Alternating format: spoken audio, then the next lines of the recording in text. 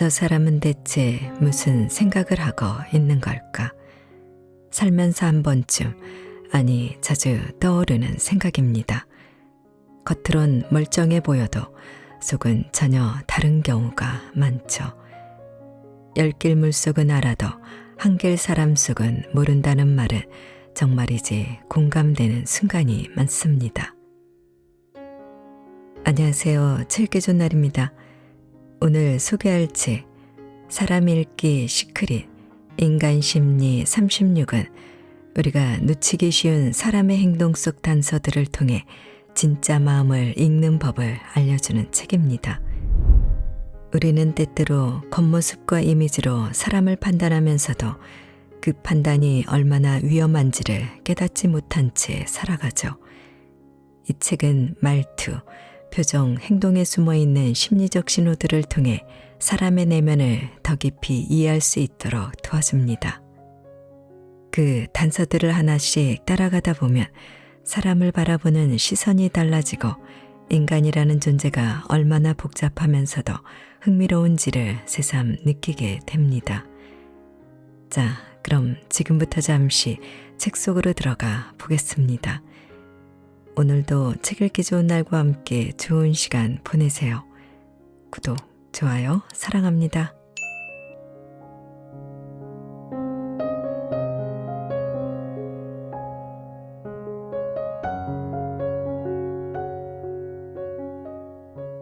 인간의 판단. 인도의 경면왕이 맹인들에게 코끼리의 모습을 가르쳐주기 위해 맹인들을 불러 모았다. 그리고는 맹인들로 하여금 코끼리를 만져보고 모습이 어떠한지 말하도록 했다. 상아를 만진 맹인은 무 같다 했고 귀를 만진 맹인은 키 같다 했다. 머리를 만진 맹인은 돌 같다 했고 코를 만진 맹인은 절구통 같다 했다. 다리를 만진 맹인은 기둥 같다 했고 배를 만진 맹인은 독 같다 했다. 꼬리를 만진 맹인은 새끼줄 같다 했다. 이를 군맹무상이라고 한다. 맹인들은 모두 자신이 경험한 일부를 전체로 확대하여 해석하는 오류를 범하고 있다. 여기서 코끼리는 붓다를 가리키며 맹인들은 일반 다중을 의미한다. 보통 사람들이 부처님을 온전히 이해하기 몹시 어렵다는 의미로 만들어진 이야기다. 모든 것을 경험하고 나서 균형 잡힌 시각으로 사물을 봐야 제대로 보인다. 인간의 눈과 귀와 머리는 믿을 게 못 된다. 공자가 제자들과 함께 진나라로 가던 도중에 양식이 떨어져 일주일 동안 아무것도 먹지 못한 적이 있었다. 아끼는 수제자 아내가 겨우 쌀을 구해와 밥을 지었다. 배가 고팠던 공자는 밥이 다 되었는지 궁금해서 부엌을 들여다보다가 아내가 밥솥의 뚜껑을 열고 밥을 한 움큼 먹고 있는 모습을 봤다. 공자는 깜짝 놀랐다. 제자 가운데서도 도덕 수양이 가장 잘 되어 아끼는 아내였기 때문이었다. 공자는 크게 실망하여 자신의 방으로 돌아갔다. 이윽고 아내가 밥이 다 되었다고 하자 공자가 말했다. 아내야, 내가 방금 꿈속에서 선친을 배웠는데 밥이 되거든 먼저 조상에게 제사를 지내라고 하더구나. 밥을 몰래 먹은 아내를 뉘우치게 하려는 의도였다. 그러나 그 말을 들은 아내는 곧장 무릎을 꿇고 말했다. 스승님, 이 밥으로는 제사를 지낼 수는 없습니다. 제가 뚜껑을 여는 순간 전장에서 흙덩어리가 떨어졌습니다. 스승님께 드리자니 더럽고 버리자니 아까워 제가 그 부분을 먹었습니다. 공자는 아내를 잠시나마 의심한 것이 부끄럽고 후회스러워 다른 제자들에게 다음과 같이 말했다. 예전에 나는 나의 눈을 믿었다. 그러나 나의 눈도 완전히 믿을 것이 못 되구나. 그리고 나는 나의 머리도 믿었다. 그러나 나의 머리도 역시 완전히 믿을 것이 못되구나. 너희는 보고 들은 것이 꼭 진실이 아닐 수도 있음을 명심하거라. 눈과 귀와 머리는 믿을 게 못된다는 이야기다. 이탈리아의 한 교수가 고안한 가상의 설문이다.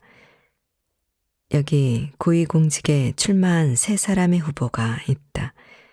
여러분은 누구를 선택하겠는가? 세 후보에 관한 정보는 다음과 같다. A 후보, 젊어서부터 술, 담배, 마약을 했던 불량소년이었다. 숨겨둔 여자와 자식이 있었다. 나중에는 다리가 불편해서 휠체어에 의존해야 했다. B 후보, 어려서부터 말썽꾸러기 학생이었고 낙제생이었으며 사관학교도 삼수만에 들어갔다. 줄담배를 피우고 술고래였으며 괴팍한 성격이어서 사람들이 가까이 하기를 꺼렸다. C 후보, 독실한 신자였고 금욕주의자, 채식주의자였다. 술과 담배는 입에도 대지 않으며 애국심이 강해서 전쟁에 나가 훈장을 받기도 했다. 설문 결과는 C 후보가 압도적인 지지를 받았다. A는 누스벨트, B는 처칠, C는 히틀러였다. 히틀러는 애국적이며 도덕적이고 금욕적이라는 측면에서 높은 평가를 받아 가장 바람직한 후보가 되었다. 한두 가지 사실만으로 전체를 인식하는 오류를 범한 것이다. 그러나 그는 그릇된 신념으로 2차 세계대전을 일으켜 6천만 명의 사상자를 낸 전쟁 주범이었다. 확증 편향과 기여. 우리가 선택 상황에서 의사결정을 내릴 때 잘못된 선택으로 이끄는 가장 큰 요인은 우리의 무의식에 잠재되어 있는 확증 편향 때문이다. 확증 편향은 자신의 신념이나 기대와 일치하는 정보는 쉽게 수용하지만 신념과 어긋나는 정보는 그것이 아무리 객관적이고 올바른 정보라도 무시하거나 거부해버리는 심리적 편향이다. 거봐, 내 말이 맞잖아 하면서 남의 말은 절대 안 듣는 똥고집을 말한다. 얼마나 인간은 변하는 게 어려운가. 어떤 문제에 대한 의사결정을 할 때 사람들은 자신의 신념이나 생각, 주장을 확인시켜 주거나 확증해 주는 것으로 보이는 증거나 정보에 더 무게를 둔다. 그뿐만 아니라 그런 증거들을 더 잘 알아차리고 더 잘 찾고 더 활발하게 찾는다. 신문을 봐도 서점에 가도 그와 관련된 자료들만 유난히 눈에 잘 띄는 것이다. 이 무의식적 선택 편향인 확증 편향은 인간이 변하는 게 얼마나 어려운가를 설명해 준다. 그리고 인간이 얼마나 자기중심적이며 또 얼마나 편견이나 선입견을 고치기 어려운가도 설명해 준다. 이 확증 편향을 프레임 효과라고 부르기도 한다. 사람들은 각기 다른 색의 안경을 쓰고 세계를 보는데 오직 그 안경으로 보이는 세상만 진실로 인정한다는 것이다. 그런데도 사람들은 자기는 절대 색안경을 쓰고 있지 않으며 맨눈으로 공정하게 사실만 보고 판단한다고 착각한다. 그러나 그것은 새빨간 거짓말이다. 이 확증 편향은 우리의 무의식 깊은 곳에 숨어서 우리를 지배한다. 사사로운 일상생활에서부터 넓게는 삶의 가치관이나 종교, 정치적 판단과 선택에까지 깊게 영향을 미친다. 무엇보다 확증 편향이 과도해지면 공동체의 삶 자체가 위기에 처하게 된다. 한국에서 정치적 확증 편향의 문제는 심각하다. 한국의 정당들은 때로는 은밀하게, 때로는 노골적으로 이 프레임 효과를 이용한다. 국가의 미래와 구체적인 정책을 둘러싼 생산적인 토론은 실종되고 어리석은 색깔론과 이념 논쟁만 활활 타오른다. 언론들은 이런 싸움을 말리기는커녕 오히려 앞장서서 부추긴다. 이에 덩달아 미디어와 정당들이 주도하는 프레임에 갇힌 국민들까지 가세하여 인터넷에서까지 혼탁한 싸움이 벌어진다. 상생의 정치는 사라지고 증오와 불신을 부추기는 권력투쟁만 남는 것이다. 일상생활에서 정치에 이르기까지 우리가 더 현명하고 객관적인 판단과 선택을 할 수 있으려면 어떻게 해야 할까? 바로 자기 속에 있는 이 무의식적인 선택 편향에서 벗어나야 한다. 질투라는 이기적 유전자. 모든 종교의 경전이나 도덕군자들은 질투를 아주 부정적인 것으로 보고 있다. 동양에서는 여자의 강한 질투심은 이혼 사유가 되기도 했다. 일반적으로 유교권이나 이슬람권에서는 서양에 비해 질투를 훨씬 더 부정적인 것으로 보고 있다. 그러나 진화 심리학에서는 인간이 만들어 설정한 도덕적 기준을 개의치 않는다. 세상에 존재하는 모든 것은 생존에 더 유리하기 때문에 존재한다는 것이다. 만약 이타적인 유전자가 이기적인 유전자보다 생존에 유리하다면 인류는 이타적인 유전자가 주도했을 것이다. 그러나 역사는 이기적인 유전자가 승리하고 있음을 보여주고 있다. 질투도 마찬가지다. 질투의 백미라고 불리는 남녀 간의 질투를 보자. 여자에게는 자신과 자신이 낳을 이 새를 보호해줄 든든한 보호자가 필요하다. 그래서 자신의 남자가 다른 여자에게 한눈 파는 것을 극도로 싫어하는 것이다. 여자에게 질투는 일종의 생존 전략인 셈이다. 미인은 미인에게, 천재는 천재에게, 영웅은 영웅에게서 질투를 느낀다. 우리가 알고 있는 천재 과학자 뉴턴 역시 질투의 화신이었다. 미적분의 발견을 놓고 라이프니츠에 대한 뉴턴의 질투는 하늘을 찔렀다. 학자들에 의하면 미적분의 개념을 처음 창간한 사람은 뉴턴이었지만 발표를 먼저 한 것은 라이프니츠였다. 여기서 뉴턴의 질투가 시작된 것이다. 미적분 이론은 현대 과학에서 빼놓을 수 없는 기초 이론이다. 이의 중요성이 더해지자 마침내 미적분 이론의 발견자를 두고 영국과 독일 간 감정 싸움으로 번졌다. 그렇지 않아도 미운 이웃사촌이었던 영국과 독일, 미적분의 발견자를 두고 두 나라는 100년 동안 학술 교류를 하지 않을 정도였다.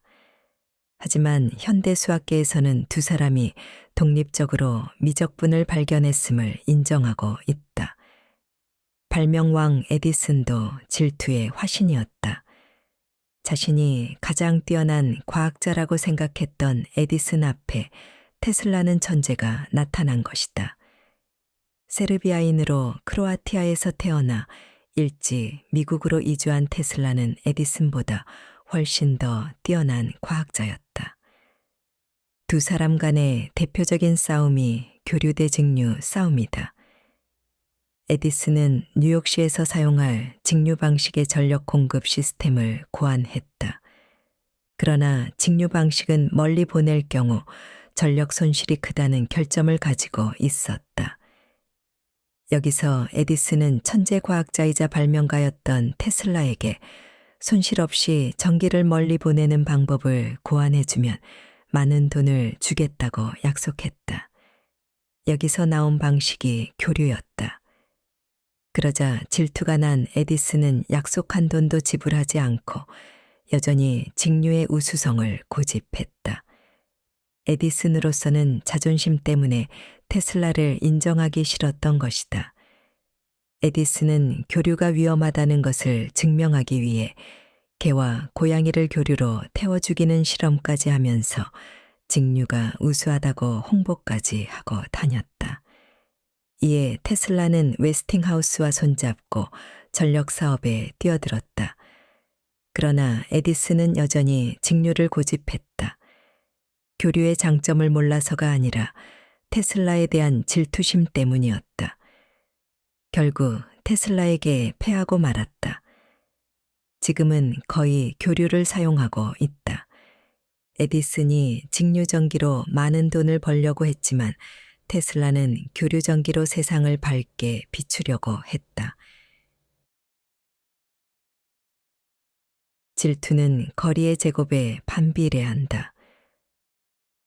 엄마는 동창 모임만 다녀오면 엄치나 타령을 한다. 엄마의 엄치나 타령이 시작되면 자녀들은 기가 죽는다. 외모, 재능, 능력에서 자신은 비교가 되지 않기 때문이다. 처음에는 엄친아가 부러웠지만 엄마의 타령이 반복되다 보면 엄친아에 대한 강한 증오가 솟구친다. 그 미움과 증오의 감정이 질투다. 질투는 흡사 만유인력의 법칙을 닮았다. 거리의 제곱에 반비례한다. 멀리 있는 사람이야 잘되든 못되든 나와는 상관이 없지만 가까이 있어 나와 직접적으로 비교의 대상이 되는 사람일수록 질투는 강하게 일어난다. 그래서 사촌이 땅을 사면 배가 아픈 것이다. 한국 남자들이 가장 배가 아플 때는 동서가 좋은 차를 구입했을 때다. 그것도 손아래 동서가 명품 자동차를 구입했다면 겉으로는 축하한다면서도 속으로는 도가니가 끓는다. 여기에 부인까지 가세한다. 아니, 동생네는 명품차를 구입했는데 당신은 뭘 했소? 이렇게 되면 부인과 한동안 냉전을 치르고 처갓집 가족 모임에도 가기가 싫다. 그리하여 무리해서라도 더 좋은 차를 구입하려 든다. 반면 여자들이 가장 열받을 때는 언제일까? 동창 모임에 나갔을 때 지지리도 공부 못하던 수기가 명품 옷과 가방을 휘두르고 나왔을 때다. 그래서 다음 모임에는 빚을 내서라도 명품 옷과 가방을 구입하려 드는 것이다. 러시아 월드컵에서 한국은 16강 진출전에서 전 대회 우승팀 독일을 2대0으로 이겼다. 그러자 전국은 열광의 도가니가 되었다. 그러나 16강에 진출하지 못했다. 반면 일본은 벨기에와 16강 진출을 위한 일전을 남겨두고 있었다. 벨기에는 일본에 비해 월등히 강력한 팀, 그런데 뜻밖에도 일본이 전반전에서 2대0으로 이기고 있었다. 그러자 많은 사람이 TV를 껐다. 일본이 이기는 꼴을 보기가 싫었던 것이다. 그러나 웬걸 다음 날 아침 벨기에가 일본을 3대2로 이겼다는 뉴스가 전해졌다. 이렇게 속이 시원할 수가. 일본이 졌다는 소식이 우리가 16강에 진출하는 것보다 더 통쾌했던 것이다. 캐나다에 사는 한 교포의 전언에 의하면 우리가 독일을 2대0으로 이기자 가장 신바람 나는 사람들은 영국인들이었다고 한다. 영국과 독일은 역사적으로 영원한 앙숙이었다. 말하는 걸 믿지 말고 행동하는 걸 믿어라. 낯선 사람이 아니더라도 사람은 친구, 주위 사람, 심지어 자기 자신에게도 거짓말을 한다. 세계 최대 동영상 서비스 업체인 넷플릭스에서 사용자들을 상대로 원하는 영화가 무엇냐고 물었다. 그랬더니 2차 세계대전을 다룬 흑백으로 제작된 다큐멘터리를 포함하여 웅장하고 고전적인 이야기들이 선정되었다. 그 후 넷플릭스 측은 이상한 점을 발견했다. 그들이 원하는 영화를 골고루 갖춰 놓았지만 조회수는 좀처럼 올라가지 않았다. 응답자들은 모두가 자기 자신에게 거짓말했던 것이다. 2016년 11월 미 대통령 선거에서 많은 이들의 예측이나 여론조사와 반대로 도널드 트럼프가 대통령으로 당선되었다. 그의 투박하고 거침없는 말투, 인종주의적 발언, 성추행이나 여성 혐오적인 발언 등으로 트럼프는 퇴행적인 파시스트라는 딱지가 붙은 인물이었다. 그런 인물이 예상을 깨고 대통령에 당선된 것이다. 어찌하여 그를 지지하던 사람들은 언론이나 각종 여론조사에서 노출되지 않았을까? 많은 사람이 속으로는 트럼프를 지지했지만 겉으로는 트럼프를 싫어하는 척 했던 것이다. 러시아 속담에 이런 말이 있다. 말하는 걸 믿지 말고 행동하는 걸 믿어라. 말보다 행동이 훨씬 더 많은 것을 말해준다는 이야기다. 이는 꼭 속인다는 의미라기보다 자신의 속마음을 드러내고 싶지 않다고 보는 게 맞을 것이다. 네덜란드 동인도 회사 소속으로 제주도에서 표류하다가 붙잡힌 네덜란드인 하멜은 그의 하멜 표류기에서 이렇게 말하고 있다. 조선인은 남을 속이는 경향이 매우 강하다. 남을 속이면 부끄럽게 생각하지 않고 오히려 잘한 일로 여긴다. 도산 안창호 선생은 민족개조론에서 민족의 번영을 위해 힘쓸 점 첫 번째로 거짓말과 속이는 행실을 없애야 한다 라고 말한다. 세계 각국에서는 범죄 건수 1위가 절도인데 유독 한국에서는 사기가 1위를 차지한다. 매년 급증세다. 사기 범죄 건수가 2011년 22만 건에서 2020년 35만 건으로 10년 새 60% 늘었다. OECD 국가 중 한국이 사기 범죄율 1위며 14세 이상 국민 100명당 1명꼴로 매년 사기를 당한다는 통계도 있다.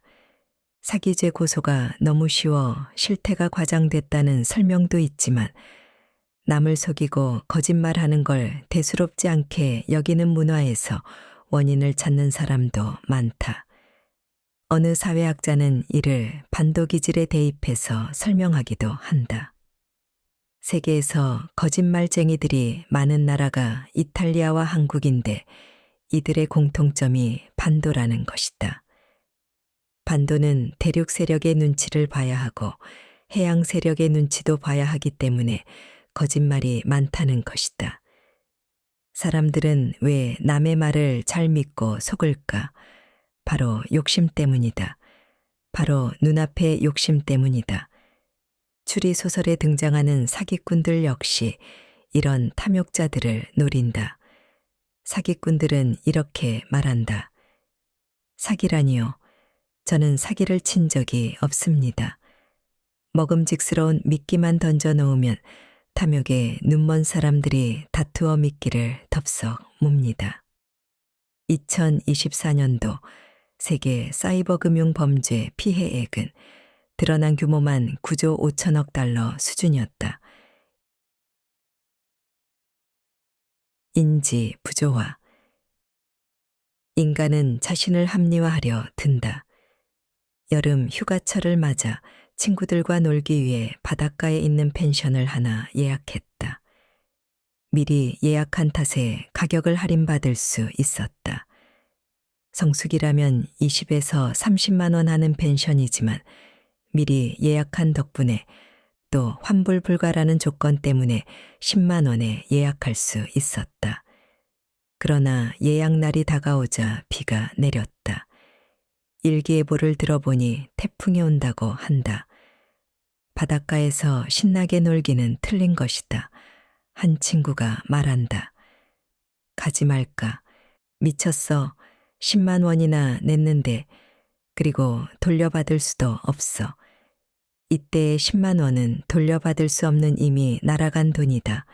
이를 매몰 비용이라고 부른다. 그러자 모임을 주선했던 친구가 말한다. 비 오는 바닷가의 낭만도 좋아. 그냥 가기로 해. 이 경우 비 오는 바닷가의 낭만은 합리화를 위한 아이디어다. 처음 기대와는 다른 상황이지만 옳은 선택이었다고 믿으려는 심리가 인지부조하다. 합리화, 자기를 보호하기 위한 수단.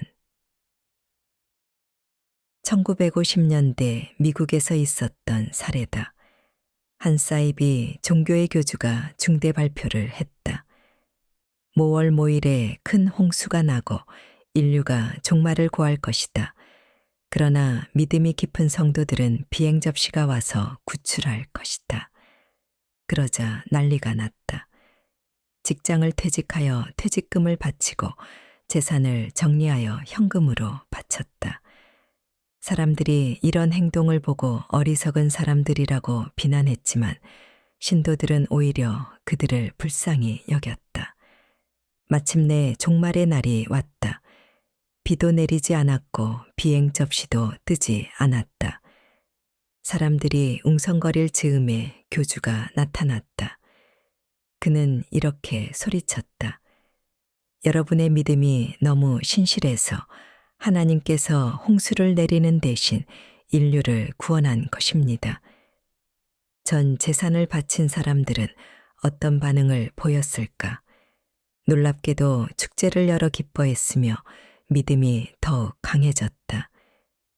논리적이라면 교주가 틀렸다고 해야지만 이들은 논리적인 결론 대신에 자신들의 신앙심이 강해서 하나님이 심판을 미뤘다는 것에 초점을 맞췄다. 전 재산을 날리고도 주위 사람들에게 연민의 눈길까지 보낸 신도들이 만약 교주가 틀렸다거나 사기를 쳤다고 난동을 부린다면 자신들의 존재 자체가 깡그리 부정되고 만다. 그래서 자신들의 신앙심에 초점을 맞춘 것이다. 이것이 인지부조화다. 인지부조화는 합리적인 사고를 방해하고 불합리한 사고도 이성적인 사고로 믿게 한다. 그러나 프로이트의 정신분석학에 의하면 이런 유형의 합리화는 나쁜 것이 아니라고 한다. 자신의 존재마저 흔들릴 수 있는 사안에 대해 자신을 보호하기 위한 수단이라는 것이다.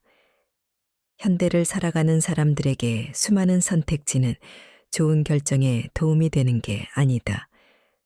선택지가 적정 수준을 넘어가면 오히려 나쁜 선택의 결과를 가져올 수 있으며 스트레스, 불안, 우울증까지 불러온다. 많은 선택지 중에서 어느 하나를 골랐다면 만족할까? 그게 아니라는 것이다. 선택에서 배제된 대안을 두고 후회하게 된다. 핑크색 원피스를 샀어야 했는데 라는 후회가 다시 스트레스가 된다. 결국 조금 모자라는 선택지 중에서 하나를 선택하고 그것에 만족하는 삶이 행복한 삶이라는 것이다. 끼리끼리 심리. 사람들은 유사성을 가진 사람들을 반긴다. 기차에서 만난 사람끼리 이야기를 트는 것을 보면 성씨를 물은 다음에는 다시 본관을 묻는다. 아니면 고향을 묻는다. 이렇게 하여 공통점이나 유사성이 발견되면 조금씩 친해진다. 여기다 군이나 사회생활에서 일치하는 부분까지 있으면 금세 가까워진다. 중년에 이른 남자들은 같은 군 출신의 후배를 만나면 오랜 친구처럼 반긴다. 해병대의 경우가 가장 심한 것 같다. 유사점, 공통점이 이들의 유대관계를 이어주는 고리인 셈이다. 유사성 효과, 타인과의 공통점으로 나를 확인한다. 남녀가 처음 만날 때도 취미가 같거나 유사한 경험을 공유하고 있으면 쉽게 친해진다. 면접관의 심리도 마찬가지다. 지원자의 출신 학교, 고향, 취미 등이 일치할 경우에는 자신도 모르게 더 높은 점수를 주게 되는 현상이다. 이런 현상을 유사성 효과라고 한다. 페이스북의 성공 요인도 여기에 있는 것 같다. 페이스북에는 자신이 좋아하는 음악, 영화, 책, 취미 등을 선택하면 자신과 일치하는 항목이 많은 회원을 연결해주는 프로그램이 있다. 서로 친구가 되어보라는 제안인 것이다. 연구에 따르면 취미, 경제적 능력, 학력 등에서 유사성이 발견되면 급격히 가까워진다고 한다. 우리나라의 경우에는 출신 지역이나 정치적 성향도 중요한 항목 중 하나다. 이러한 심리적인 상태를 쉽게는 유유상종으로 풀 수 있다. 유사한 배경을 가진 사람들이라면 경험을 공유할 수 있고 화제거리도 풍부해지면서 쉽게 친해질 수 있기 때문이다. 그러나 인류학적으로는 좀 다른 해석이 가능하다. 인류는 애초에 산자락 아래 옹기종기 모여 부족 생활을 시작하면서 모든 문화와 가치관을 공유하면서 살아왔다. 외부 부족과의 갈등이 있을수록 내부적인 결속을 더 공고히 했다. 그래서 외부 사람을 만나면 우리 편인지 아닌지를 먼저 따지게 됐다는 것이다. 또 다른 심리적 해석으로는 나르시시즘에서 찾고 있다. 모든 인간은 외로움이라는 굴레에 매여 있는 나라는 감옥에 갇혀 있는 존재다. 많은 사람이 부대끼는 사회라도 인간관계는 한정되어 있으며 혼자만의 감옥이긴 마찬가지다. 이런 상황에서 타인과의 관계를 통해 끊임없이 나를 확인하고 싶어 한다. 즉, 나와 공통점이 있는 타인으로부터 나를 확인한다. 공통점이 많은 두 사람은 서로가 존재의 정당성을 부여해준다. 좀 웃기는 이야기지만 어느 기업의 면접에서는 특정 지역 사투리를 써야만 합격한다는 이야기도 있을 정도다. 유사성의 위력을 말해주는 에피소드일 것이다.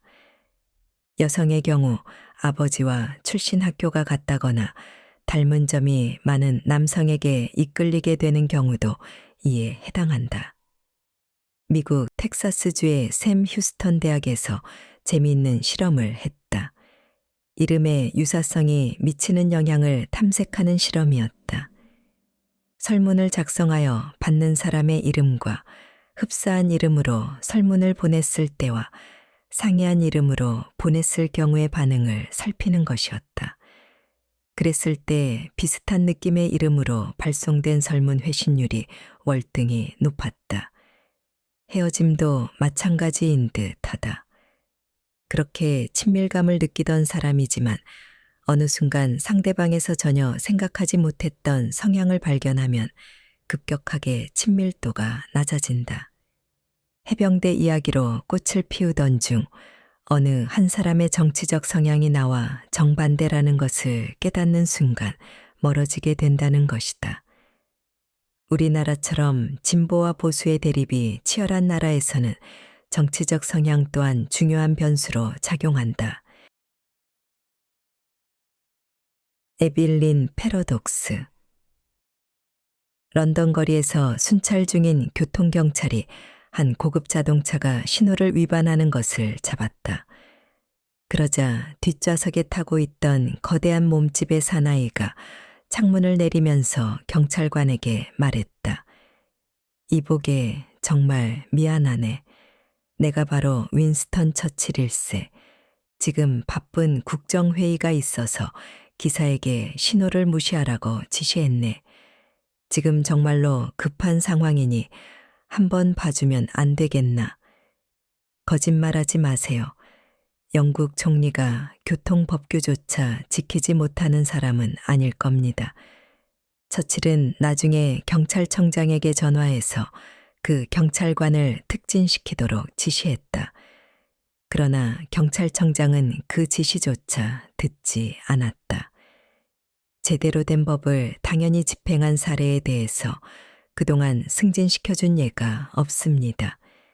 예, 아니요를 분명히 할 줄 아는 나라와 국민이 행복한 법이다. 노라고 말할 수 있는 용기가 필요하다. 어느 유학생이 미국 유학 초기 동료에게 창문 좀 열어도 되겠습니까? 하고 물었다가 몹시 당황했다고 한다.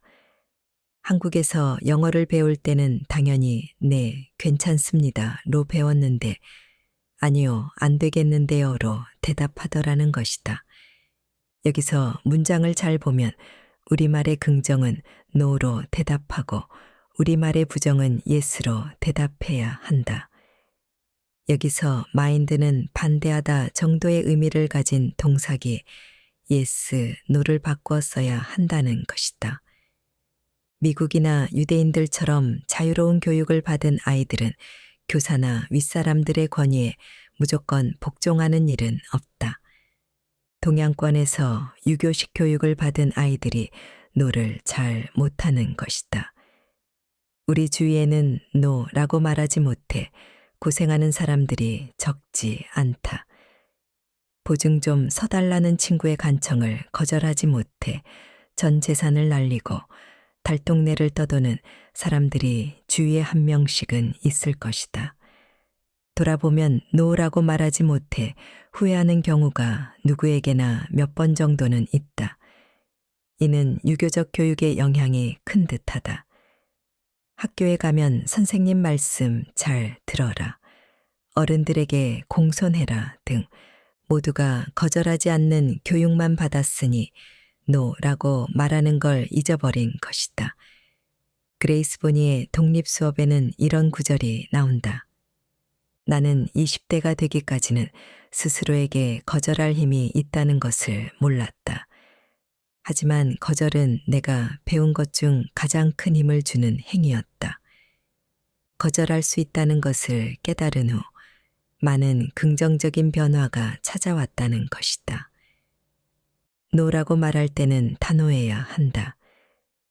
노라고 말했으면 그게 실제 행동으로 이어져야 한다. 단호하지 못하면 여자의 노는 자칫 예스로 해석될 수 있다. 춘향이가 노를 할 줄 모르고 예스만 알았더라면 천하의 손가락질 받는 창기가 되어버렸을 것이다. 그러나 춘향이는 변학도의 모진 고문과 죽음 앞에서도 그의 수청을 거절하고 노라고 말했기 때문에 무사람의 칭송을 받는 열녀가 된 것이다.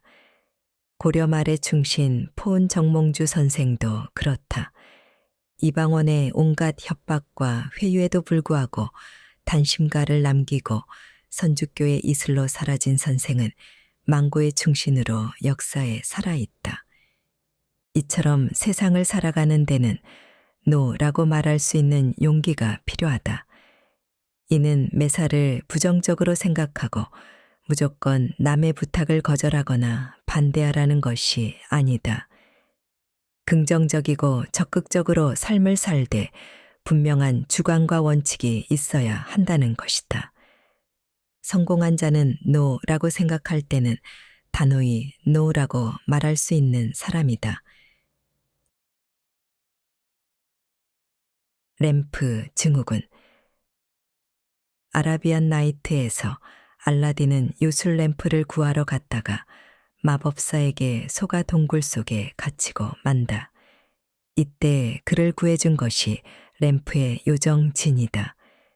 요술 램프를 문지르면 지니가 나타나 해법을 가르쳐 줬던 것이다. 기적을 경험한 알라딘은 수시로 요술 램프를 문질렀다. 그리고는 일어나지도 않은 일에 대해 걱정하며 조언을 구했다. 이처럼 실제로 일어날 가능성이 없는 일을 스스로 걱정을 만들어 자신을 괴롭히는 현상을 램프 증후군이라고 부른다. 램프 증후군의 동양 버전은 기우다.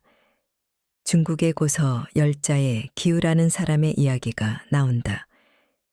기우는 하늘이 무너지고 땅이 꺼지면 어떻게 하나. 쓸데없는 걱정을 하느라 침식까지 전폐했다. 여기서 비롯되어 일어나지도 않은, 그래서 쓸데없는 걱정을 기우라고 부르게 되었다. 불안을 다른 불안으로 대체한다. 사회가 복잡해질수록 고민은 늘어나고 깊어간다. 농경사회라면 하늘에서 비가 내리지 않거나 가뭄이 가장 큰 걱정거리였을 것이다. 그러나 이것이 산업사회, 디지털 사회로 접어들면서 변화의 속도는 더욱더 빨라지고 미래 예측은 더욱 어려워졌다. 이것이 불안을 더욱 가중시키는 요인이 되었다. 처음에는 이러한 원인을 복잡해진 사회 탓으로 돌리며 당연한 것으로 생각했다. 하지만 이제는 통제된 불안의 하나로 일종의 정신적인 장애로 보고 있다. 우리나라 젊은이들이라면 고용 문제를 비롯하여 양극을 치닫는 빈부격차, 자신의 장래, 가족, 결혼, 대인관계의 불안 등으로 과잉 고민에 시달리고 있다. 자고 나면 새로운 기술이 등장하는 디지털 환경도 젊은이들의 고민 중 하나일 것이다. 프랑스 작가 알랭 드 보통은 인생이란 하나의 불안을 다른 불안으로 대체해가는 과정이다 라고 말하고 있다. 사람의 욕심은 끝이 없어서 지금 가장 아쉬워하는 이것 하나만 해결되면 아무 걱정이 없을 것 같지만 그 하나가 해결되고 나면 또 다른 고민이 생긴다. 만족하는 비결은 가진 것에 만족하는 것이지만 그것이 경지에 이른 사람이 아니고서는 쉽지 않다. 중국의 고서 열자에 보면 공자가 태산에 놀러 갔다가 금을 타면서 즐겁게 노래하는 노인을 만나 무엇이 그리 즐겁냐고 물었더니 이렇게 대답했다. 사람으로 태어났으니 그 안이 즐거우며 남자로 태어났으니 또한 즐거우며 선비로 태어나서 이제 죽음을 맞이할 차례니 그 또한 즐겁지 않소이까. 여러 해 전 어느 방송 프로에 나온 주부의 말이 생각난다. 그 주부는 가난했던 신혼초에는 세탁기만 있으면, 냉장고만 있으면 행복할 거로 생각했다. 그러다가 세탁기, 냉장고를 갖췄으나 행복과는 전혀 거리가 멀더라는 이야기다. 사람이 물질에 만족하는 것은 그리 오래가지 않는다는 의미다. 프랑스 작가 알랭 드 보통은 말한다. 광고는 어떤 물건이라도 우리의 행복 수준을 바꾸지 못한다는 점에 대해서는 침묵하고 있다. 돈을 보자. 일반 서민들은 그저 인간적 존엄을 유지할 수 있을 정도의 돈만 있으면 걱정이 없을 거라고 믿는다. 그러나 복권에 당첨되어 거금을 받은 사람들 대부분은 10년 후에는 빈털터리가 되었더라는 이야기는 우리 주위에서 흔히 일어나는 일이다. 돈이 많으면 많을수록 더 많이 갖고 싶고 더 많은 것을 가지려다 가진 돈마저 날리고 만다. 걱정의 4%만이 자신의 힘으로 바꿀 수 있다. 우리가 당면하고 있는 고민의 대부분은 고민한다고 해결책이 있는 것이 아니다. 미국 심리학자 어니 젤린스키는 이렇게 진단하고 있다. 우리가 하는 걱정의 40%는 절대 현실에서 일어나지 않는 일에 대한 것이고 30%는 이미 일어난 일에 대한 것이고 22%는 사소한 일에 대한 것이며 4%는 우리가 바꿀 수 없는 것들이고 나머지 4%만이 우리 힘으로 바꿀 수 있는 일이다. 따라서 우리는 우리가 바꿀 수 있는 4%에 걱정 이외의 96%는 비워야 할 생각들이다. 뚜렷한 이유 없이 수심이 가득하고 세상 걱정을 다하는 경우는 일종의 불안장애다. 한 통계 자료에 의하면 우리나라 국민 10명 중 6명은 우리 사회의 안전망이 미약하다고 느끼고 있고 청소년들은 10명 중 6.6명이 미래를 불안하다고 생각한다. 일본에서는 사회 비평서 고민하는 힘이라는 책이 100만 부를 돌파했다는 소식이다. 저자는 제1교포 강상중 씨로 일제강점기에 일본으로 건너간 사람이다. 이의 핵심은 고민이라는 부정적 에너지를 긍정의 에너지로 바꾸는 방법론에 관한 책이다. 그 외에도 나를 피곤하게 만드는 것에 반응하지 않는 법 등과 같이 고민을 가볍게 다루는 방법론에 관한 책들이 인기를 끌고 있다. 메모의 재발견이라는 책으로 유명한 일본의 사이토 다카시는 불안이나 걱정을 마음에 담아두지 말고 메모하라고 권한다. 불안이나 걱정은 막연할수록 점점 더 불어나는 특성이 있다는 것이다. 안개와 같은 정체가 불분명한 불안을 안고 살지 말고 불안의 정체가 무엇인지, 내가 해결할 수 있는 문제인지, 해결할 수 있다면 그 방법은 무엇인지 메모하고서 잊어버리라는 것이다.